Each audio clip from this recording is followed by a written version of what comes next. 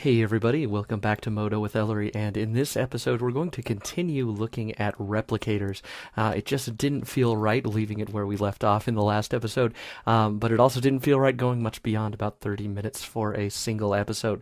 So in this lesson we're going to look at using the shader tree and how we can get more control over our replicated items beyond spacing them just roughly in the area of the surface of our point source, which is a mesh, as we looked at in our previous episode. Now, in this case, we're going to look at how to control the placement of replicators and a lot of their properties via the shader tree. So I'm going to start by creating somewhere to put our replicators, and I'm just going to make a fairly big, but not quite city big grid here. So I'm going for 100 meters by 100 meters, and I'm giving myself 64 segments just so that I have a little bit of room to add a little bit of extra form to this, so it doesn't have to be a flat plane. We'll start with a flat plane, but we'll move on after that. So I'm going to go ahead and click apply, and there we've got our plane all ready to go. And then we're going to drop in. I'm just going to use a sphere again here. So I'm just going to shift click on the sphere to create that. And now we have our little 1 meter sphere. Actually is going to work pretty good in the middle of this 100-meter plane. So we'll leave that right there at 1 meter. And the next thing that we're going to do, and before we even get anything else going here, is I'm going to assign materials here. So I'm going to press M when I have the sphere selected. And I'll call this balls is okay. Balls, spheres, whatever we want to call them. If we're going to do something more naturalistic, like we'll do in a future episode when we look at this more in a kind of a production piece, we'll use something like rocks or trees or grass. But in this case, we'll just go with the spheres. And let's go ahead and give an assignment to this. We'll call this ground. And let's go ahead and click OK. And now what I'm going to do before I do anything else is I'm going to open up ground, and inside of here I'm going to add an extra layer. And what I'm going to add here is under special, and I'm going to put in a surface generator. And the surface generator acts as a point source. So when we go to create our replicator, we won't just have the items that are in there, the mesh items. We'll also have this surface generator as a point source. And before we do this, you can see here that we have some just general parameters. We have spacing on average, and then we have minimum spacing and a density multiplier, which we'll look at here in a moment. The seed is going to give us our random variation, just like in the replicator itself. Scale factor will allow us to control how big the individual particles are, not just on a randomized level, but it will give us kind of a multiplier of scales. We'll see how that works as well. And that's as far as we're going to get here right off initially. Okay. So the next thing that we're going to do here is we're going to actually add in our replicator. So let's go back to the item list, add item particles replicator, and we're going to set our prototype to the sphere and our point source to the surface generator. Now, one thing you might notice here is when we do this, because this is a relatively large item, you'll notice that we don't have the particles actually covering the entire area here. And I'm going to make sure, I'm going to turn my shading off on these so that we get a little bit better redraw time. And if we zoom in here, you see we have a whole bunch of very, very tightly packed replicas of that sphere. So if we hop over to the render view, we can get another look at this. So let's just zoom out, and then I want to focus in a bit on this corner. And let's go ahead and hit play on preview here so we can see what's going on. So you can see we've got a ton of spheres just packed very densely into here. So let's dive into this a little more and see exactly why we've got this rather weird looking thing going on here. So if we look here at our surface generator, we'll see that the average spacing is set to 100 millimeters. And remember, we're dealing with a 1 meter sphere. So on average, these guys are going to be overlapping their neighbor by about 90%, which is why we get this very, very tight packing. And the minimum spacing is 0 meters, so they can actually be directly on top of each other. So that explains why they're so tight. And the reason why they don't fill the entire area comes down here to our particle ceiling, which you can see is set to 10,000 particles. Oh, excuse me, 100,000 particles. Helps if I can count the number of zeros there. So with 100,000 particles, we really don't have enough to cover this very large, this large plane with densely packed spheres to this level, between 0 and then on average about 100 millimeters apart. These guys are just filling the whole area, and it's getting a little insane. Now what I can do, if that is the density that you want, I could go in here, sure, and I could add another 0, and I can watch my computer come to a crawl here for a minute while it tries to figure this out. But now you can see we're actually filling most of the area, though still not all of it. So, this is a lot of replicas at this point. We know we're actually hitting our particle limit because it's cutting off and we get this this open chunky edge. So that tells me that we have a full million particles generated across this surface, and it's still not filling the whole surface. And obviously, if you want things packed this densely together, you can probably get away with doing either a displacement map or probably even a bump map. So this really isn't why we would want to set up our replicators. So what we're going to do here is, for the moment, I'm going to go ahead and pause my rendering, and I'm just going to turn my replicators off for a second here. And then I'm going to set my average spacing. Let's say we want these guys just about touching, so maybe 1.1 meters, and my minimum spacing, we'll let them overlap a bit, and we'll set it to 500 millimeters. Alright, so let's go ahead and bring our replicator back, and now you can see we've got a lot of replicas just all over the surface here with some good random placement. So let's go ahead and turn our render back on, and now you can see something a bit more like we may actually want to do. Okay, so we can see that we have this nice spread of replicas all across the surface. We have a bit of random variation, and that's going to be just based off of the seed. So if I click up to 152, 153, you'll see that the placement of these particles is just going to change very slightly.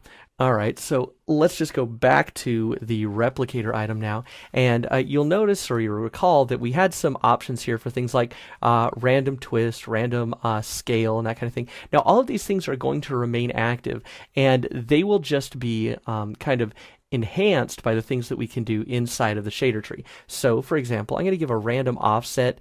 In this case, I'm going to add a Y random offset to maybe, let's go to 0.5, which means they can be fully above the ground plane or fully underneath it. Actually, maybe let's go to 0.4. So we at very least have some of them visible, so they might be just kind of peeking up over the top. There you go. So we get a little bit more interesting stuff going on there. We can do the same thing here with random scale. Now, I'm not going to do too much on the random scale because we're going to look at controlling the scale with a bit more control and a bit more fine-tuned granularity. So I'm only going to add a random scale factor of maybe 20%. So let's just put in 20%. All down the board there, and now if we look, we have some random sizes there, and that's going to work out for us. Okay, so we've definitely made some progress, and you'll notice that this, beyond just the simple grid placement, we now have a much more naturalistic feel, and this is going to allow us to do a lot more with it. If this were something like rocks or stones or bits of grass, clumps of grass and bushes, then this would make a lot of sense in a natural setting because the placement now is much more non-uniform. All right, but we can go and we can control this even beyond this level here. So what I'm going to do is I'm going to, just for the moment, again, I'm going to turn off my replicator, and actually I can hide my sphere as well. And I'm going to take this base material that we have here, the ground material, and I'm going to turn off all the reflectivity, so turn off the Fresnel too. And what I'm going to do is I'm going to start just by placing a texture down, and I'm going to set it to my diffuse amount. Now I could also use diffuse color, but I like to use diffuse amount for a specific reason here, which we'll see in just a moment. So let's go in here to, I'm going to use enhanced Modo textures, and let's go to noise, and oh, how about ridged? There we go. That's kind of interesting. So, yeah. So now one note here, I have my my upper viewport set to full resolution. So you see the size is 100%. And for that reason, I can't rotate or move around my view in the preview, and that's on purpose. That's just by design, and that allows you to be able to zoom in and pan around on your preview render without having to reset the render, and also without having to move your camera or anything. So this will allow you to kind of zoom in and out and get a little bit more close-up view of some areas without having to change your render settings. If I want to move things, I can just use the perspective view underneath. I've heard a few people mention questions about that, so I figured it was a tangent worth taking here for the moment.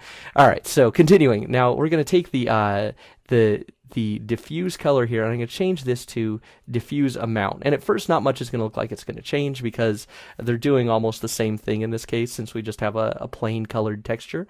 And so the reason that I'm doing this, though, is I want to be able to control some aspects of the replicators based off of this texture, and it's not going to look at the color, it's going to look at the value amount. So it's going to look at this background value and foreground value, and it's not going to look at the foreground and background colors. So as I go along making changes here and I want to see what they look like, I don't want to have to change the colors and then go and change the values to match the colors. It's just an extra step that's really not necessary. So I'm going to make this pattern a little bit bigger. Let's go up to maybe 25 meters rather. So now you can see we have some pretty nice dark areas. We've got good ridged bright areas. I think I'm going to go here and I'm going to increase my gain just a little bit so we get a little bit more contrast. Maybe I'll go up to 75%. I think that works pretty well. So let's go ahead and leave that there. And now what I'm going to do, and just so that I can see this a little bit more easily, what I'm going to do is I'm going to take and I'm going to create an instance of this, not a duplicate, an instance, and that way I'll have something visible. And the main one here, not the instance, I'm going to go and change to, I'm going to go down to surface particle generation, and I'm going to change this to the surface generator density. All right, and at first you're going to see everything's going to get weird, and that's because both of these change to that. I want to change this top one back to diffuse amount. So now we still see our diffuse amount there. And now if I bring my replicators back, what we'll see is that they have distributed themselves in the locations where I have the white or the high value, the value of 100%, because now those areas are going to be they're going to be controlling my particle density. So where we have 100%, we get 100% density. Where we have 0%, we have 0% density, and then all the levels in between that. So if I take, for example, here, let's go back down to my surface generator, and I'm going to make these a little bit more tightly packed. So let's change this down to maybe 0.75 and 0.25, and we'll see this a little bit more clearly too, because we'll start to see a bit more of the kind of grayscale variation, right? So you can see these gray areas we're getting some, the black areas we're getting none, and then the dark gray areas we're getting just a few, but in the bright white areas we are seeing the full distribution of those replicas. All right, so now we can go beyond this and we can blend these modes much like we can blend anything else in the shader tree. So let's do this. Now we're going to get into the distribution maps here a little bit later on. I want to do this directly in the shader tree for now, but just know that you do have control over some of your distribution with these gradients, but we will look at those a little later on in a future episode. For right now, we're just staying all inside the shader tree because I think it tends to be a little bit more straightforward, and you can actually see directly what you're doing, and you can get direct visual feedback, even turning your replicators off, which is going to greatly increase your performance. So what I'm going to do here then is I'm going to hop over real quick to the Paint tab, and I'm going to grab my Sculpt tools, and what I'm going to do is I'm going to give a little bit of kind of variation to this scene. So let's add some hills here. I'm not going to do anything real super specific, except for the fact that I kind of want to have a taller peak over here, and maybe a little bit of a kind of a valley or canyon down the middle. So what I'm going to do then is I'm going to take and hold Control to invert my brush, and we're just going to dig out a little canyon there, and I'm going to smooth things out a little bit, and there we go. So now we have a beautiful landscape. Well, you know, hey, it's a landscape, right? And I'm also going to sub-D it just so that we get a little bit smoother looking terrain. Sure, we'll call it terrain. All right, moving on. So now let's hop back over to the render tab since we have that all set up. And what I'm going to do here is I'm going to add now some different level of control based on the slope here. So what I'm going to do is I'm going to add another layer, and I'm going to go down to processing, and I'm going to choose a gradient.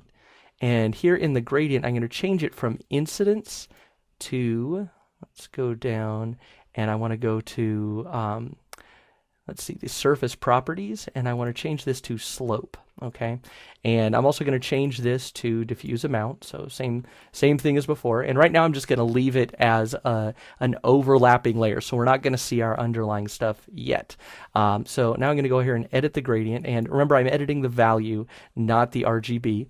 And let's say I want to make anything above about maybe a 35-degree angle, I want to make that black. Okay, so let's set that down. I'm going to go all the way down to 0. So here at 30, let's set this all the way up to 35%.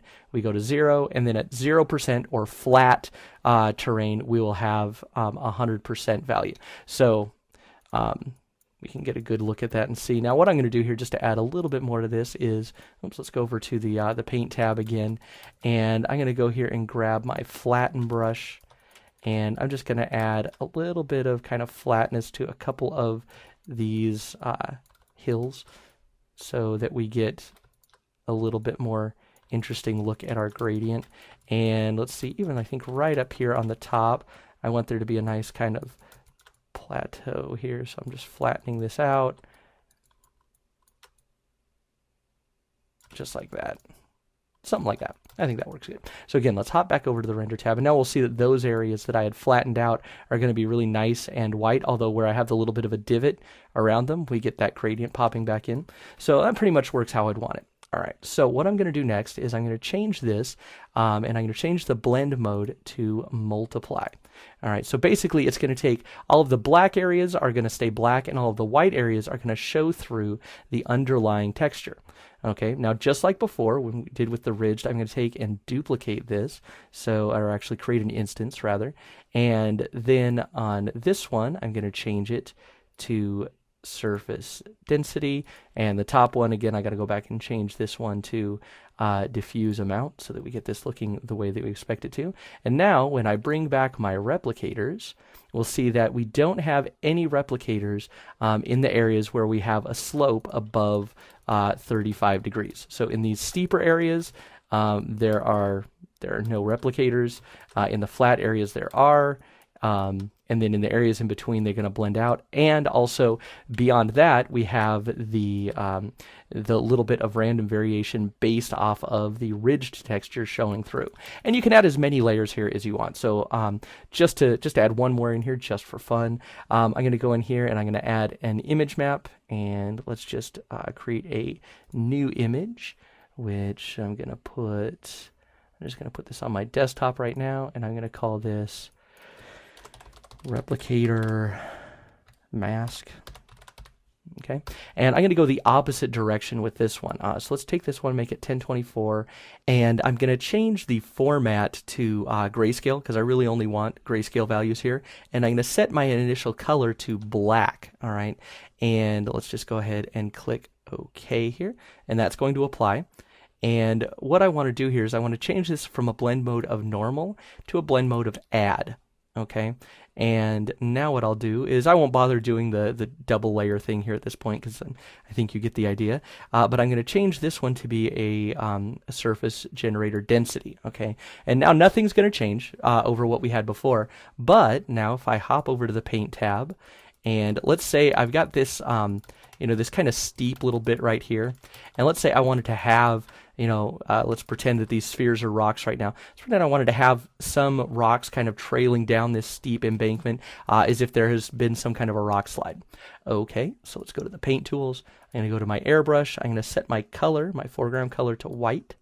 And let's just go right in here. And just for the moment, I'm going to hide my replicators again, just because it tends to be a real pain to try to paint while they update. And I'm just going to put some white right through here. Make sure I have a nice white core going on there. And now let's bring our replicators back.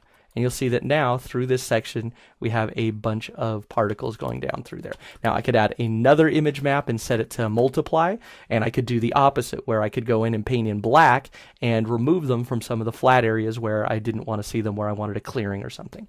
So So that pretty much does it. That gives us a good introductory look at how we can control replicators beyond just placing them based off of vertices or faces that are existing inside mesh items. This allows us to have much more control and get much higher quantities without having to have just massively subdivided meshes. You know, in order to be able to get this kind of variation using the actual surface, I would need to divide this up into a very, very dense mesh, and then it's going to be more unwieldy to work with and a lot more difficult. I couldn't sculpt on it as easily, and overall it's just going to be kind of a pain to work with. Now this way though, you know, since we have this set up like this, we have a lot of great control over this. So if I wanted to go in here and sculpt and add more contours to the terrain, since I have the slope taken into account with the replicators, that's automatically going to work with what I have going on here. However, I can also use maps on top of that, like I did over here, to override and make sure that I do have replicas showing up where I want them if I need them in specific areas. And so we get a very, very high level of control here for the non-uniform spaced replicas. Obviously, you're not going to have a very easy time creating a city like this. Now, you could do something like huts or, you know, kind of a village look with a lot more chaotic spacing, and that would work, but you'd have to make sure that you're careful to have your spacing far enough apart so that the pieces wouldn't overlap. But in general, this gives you a lot of good extra control.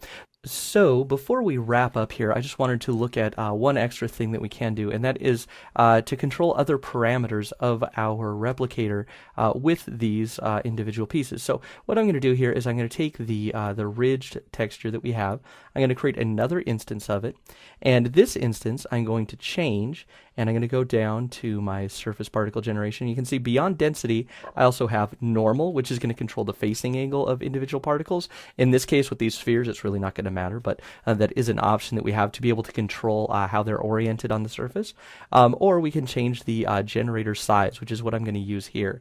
So once I do that, you'll see that we actually get the particles will start to trail off and get much smaller as they move, you know, into those darker areas. Now we can still control this here inside of the actual texture just by changing our background and foreground values. So let's say I don't want these to go all the way down to 0% scale, but maybe I want them to go down to half scale. So let's change that to 50.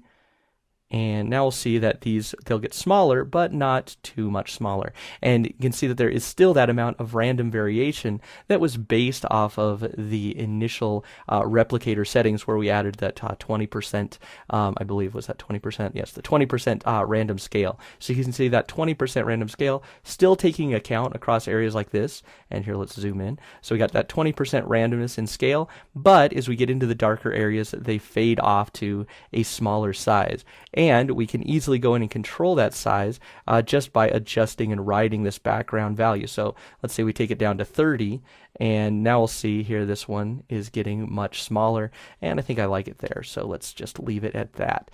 All right, so with this, on top of the other things that we looked at in the previous episode about replicators, you're not going to understand how much control you can get using these items to build your scene. Replicators will allow you to create just really kind of impossible to model things just because of the randomness of their placement. Now, you could do some of this stuff with particles, and we'll look at particle generation and using particles to do some of these operations in a later episode. But for now, just know that using these textures and surfaces and your gradients in different aspects of your replicator control here with your surface generator, it will allow you to just do a lot more with the replicators themselves. Plus, you get the added bonus here if you're using the surface generator to control the actual scale factor. So if you have your particles or your replicas and your scene are relatively similar in scale, but you want to have much smaller pieces, you don't have to go into the original mesh item and scale it down as we did with those little droplets in the first episode. You can just go here, change your scale factor, decrease it to 5% or 10% or whatever you need for your particular project, and you've got it all set. Plus, you can change it up and down without having to go back and forth to your original prototype. Okay, so that does it for episode 2 of Replicators. We'll come and revisit them in a later episode. Let me know in the comments if you'd like to see replicators used within a larger project, if you'd like to see how those could be used in a bit more of a production pipeline. Let me know if that's something of interest. It would probably be part of a multi-part series, but let me know if you'd be interested in that, or perhaps as part of a little bit longer live stream. That could also be a good possibility. If you liked this training and if you learned something here, please like, subscribe, and share it with your friends. Share it on Facebook and Twitter. You can follow me on Twitter at ESConnell, ESCONNELL, and you can also help keep more training like this coming, either by pledging via Patreon, which the link will be down in the video description. It's patreon.com/Ellery. Or if you would just like the actual support files and a downloadable version of this video, or any of the other individual episodes, you can do that on Gumroad, and that's also gumroad.com/Ellery. That does it for this one. Thanks for helping make the world a better place, one polygon at a time. This is Ellery Connell, and I'll see you next time.